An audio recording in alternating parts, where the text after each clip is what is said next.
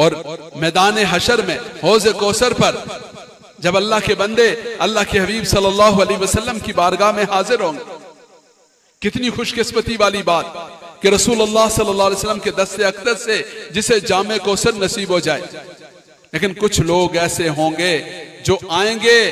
और उन्हें वहां से दुत्कार दिया जाएगा, इसलिए दुत्कार दिया जाएगा कि उन्होंने रसूलुल्लाह सल्लल्लाहु अलैहि वसल्लम के दुनिया से तशरीफ ले जाने के बाद दीन में अपनी तरफ से चीजों का इजाफा कर लिया था, दीन का हुलिया बिगाड़ दिया था, दीन की जो हैसियत है उसे मजरू कर दिया था, दीन की जो शक्ल थी उसे तब्दील कर दिया था। ऐसे लोगों को अल्लाह के हबीब सल्लल्लाहु अलैहि वसल्लम की बारगाह से दुत्कार दिया जाएगा। मैं और आप आज अपने अल्लाह की बारगाह में पनाह मांगे, या अल्लाह आप कभी भी हमें अपने दरवाजे से ना दुत्कारें, अपने हबीब करीम सल्लल्लाहु अलैहि वसल्लम के हौज़े कौसर से हरगिज़ हरगिज़ हमारे दुत्कारे जाने का कोई ऐसा बहाना ना रह जाए जिसकी वजह से हम महरूमी का शिकार हो जाए।